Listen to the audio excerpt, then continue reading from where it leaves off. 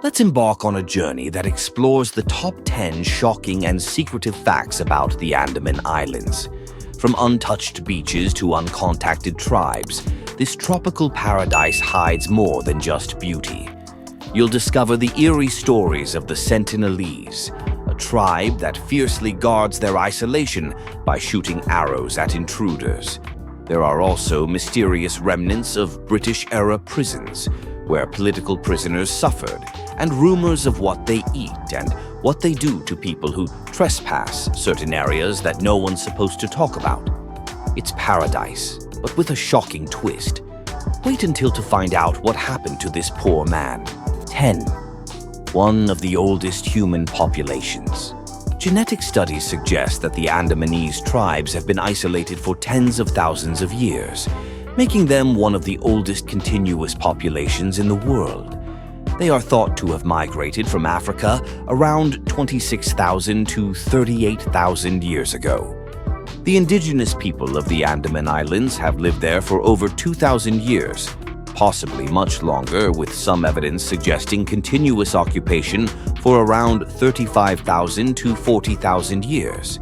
This makes them one of the most ancient human populations still existing in isolation.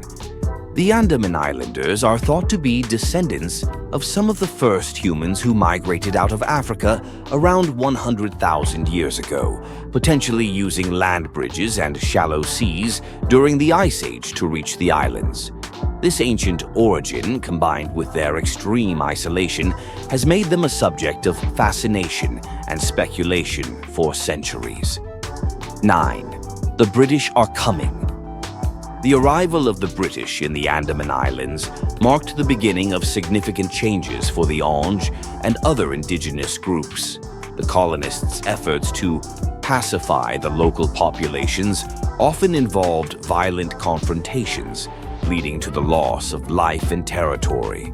The subsequent introduction of wage work, government rations, and settlement housing by both the British and later the Indian government eroded traditional Angers practices and made them increasingly dependent on external aid. The arrival of British colonists in the 19th century had devastating effects on the Andamanese population. Diseases such as syphilis and measles, introduced by outsiders along with forced relocations, nearly wiped out the culture of the Great Andamanese. By the late 19th century, their population had drastically reduced, and today only about 40 Great Andamanese people remain. The islanders were also forcibly drawn into the slave trade of South and Southeast Asia long before the British arrival, and there is evidence that some even reached royal courts in Southeast Asia and Europe. It's clear how colonialism disrupted the Anj's traditional culture, causing it to decline. The imposition of foreign ways of life, coupled with the loss of land and resources, led to the displacement of the Anj from their ancestral territories. The passage argues that this colonization was driven by the desire to extract resources from the Yaoi Islands, prioritizing commercial interests over the well-being of the indigenous populations. 8. Extra, extra. Read all about it. During the British colonial period, explorers and settlers often misunderstood or feared the indigenous people they encountered. The Andaman Islands, being remote and home to isolated tribes who were initially hostile to outsiders, fueled exaggerated reports. Early British settlers, including those who established penal colonies in the Andamans, contributed to these myths as part of their broader portrayal of indigenous people as savage or uncivilized. Throughout history, the Andaman Islanders have been portrayed in exaggerated or erroneous ways by outsiders. For example, Marco Polo described them as dog-headed cannibals, and Sir Arthur Conan Doyle depicted them as villains in his fiction. These myths likely stem from misunderstandings about their funeral customs, where they would cut up the bodies of enemies to burn them, which was misinterpreted as cannibalism. In reality, this practice was to disperse spirits, and they did not consume the bodies. Their own kin were buried under communal huts to keep the spirits close to the family. 7. What were they truly like? The Andamanese people, particularly the Onge and Jarwa, are pygmies, meaning they are among the shortest populations in the world. Adult males average around 4.5 to 5 feet in height. The indigenous tribes of the Andaman Islands do not practice agriculture. Instead, they are traditionally hunter-gatherers, relying on fishing, hunting wild animals, and gathering wild fruits and honey from the forests for sustenance. They developed highly organized methods for surviving the different seasons. During the dry season, they would gather and store jackfruit, bulun donji, in large baskets hidden in the forest. This practice ensured they had food during the rainy season, when hunting became more difficult. Additionally, they would stockpile dry wood to prepare for the rain, as obtaining dry wood during the wet season was a challenge.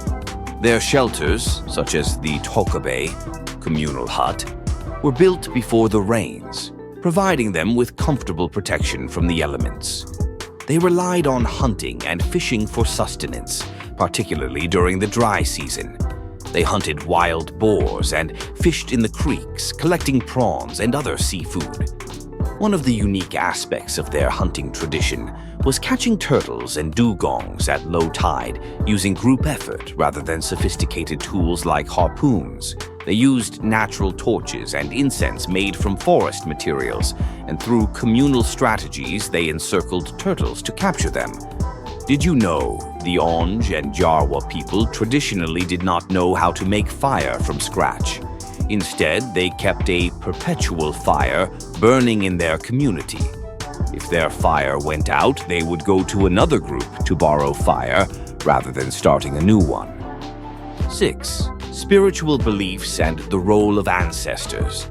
The Onge tribe in Andaman Island believe in an interconnected universe populated by spirits, including their ancestors, Onkoboikwo, and other spirits like the Tomia, who influence the seasons by blowing in with the winds. The Onkoboikwo are believed to reside in certain foods, and through eating these foods, new life is conceived. This belief system ties their everyday life, particularly their food consumption, directly to their spiritual practices. Their spiritual beliefs inform their understanding of life and death. The Onkobokwo are spirits that transform into Onge when consumed, symbolizing the cyclical nature of life in their culture. This perception extends to social relations, as bonds are formed between a child and those who nurse or provide food, reinforcing the connection between sustenance and spiritual life. 5. Cultural survival and land dispossession. Land is at the heart of the Onge's cultural survival, yet colonial policies and modern development efforts continue to strip them of their territories.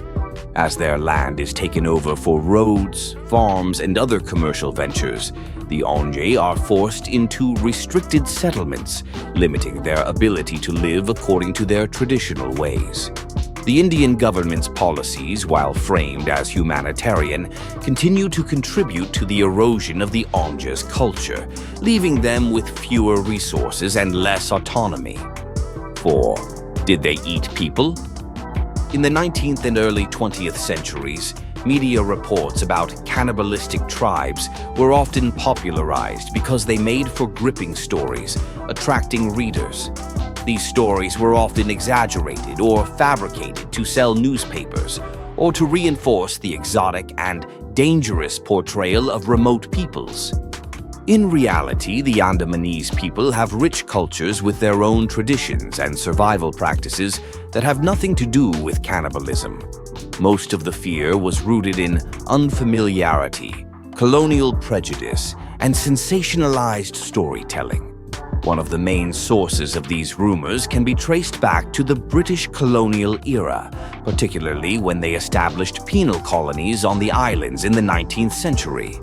The indigenous tribes were largely hostile to outsiders, and due to their isolation, very little was known about their cultures. This lack of understanding, coupled with the colonial mindset of labeling indigenous peoples as savages, fueled exaggerated accounts.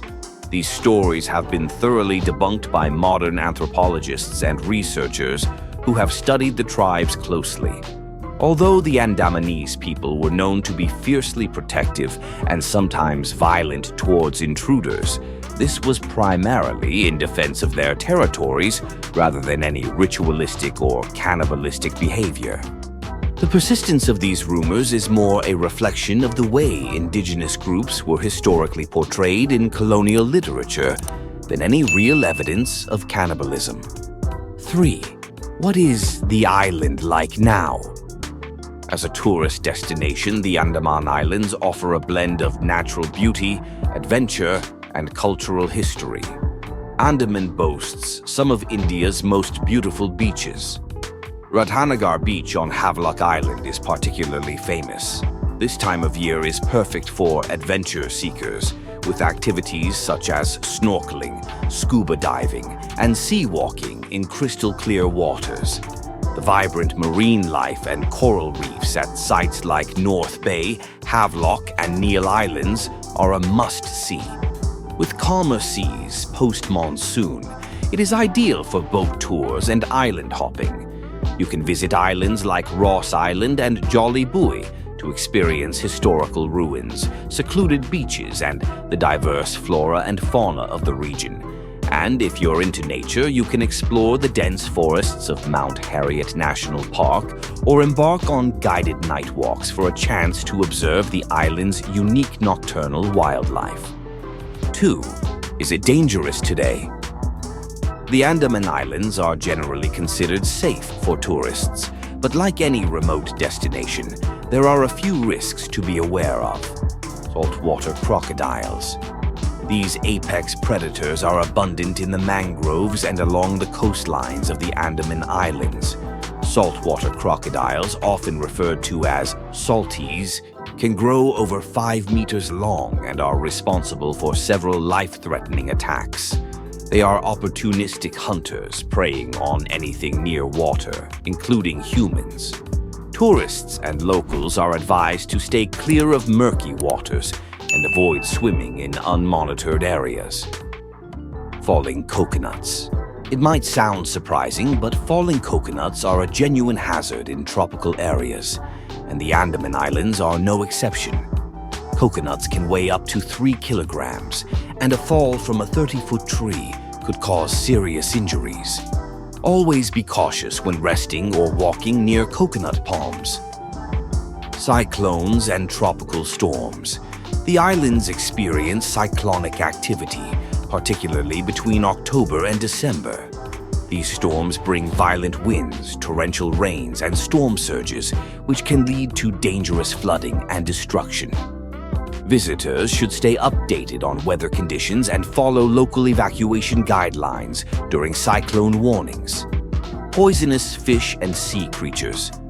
While exploring the waters, there's a risk of encountering dangerous sea creatures. Some fish, like stonefish, have venomous spines that can cause deadly pain.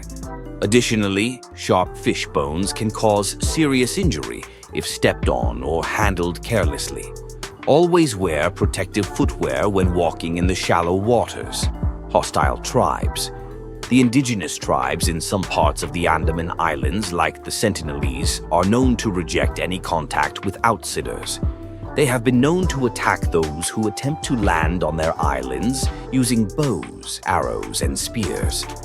It is illegal to approach these tribes as their territories are protected by law for their safety and cultural preservation. Speaking of hostile tribes, let's get to our last point. 1. The shocking story of John Chau.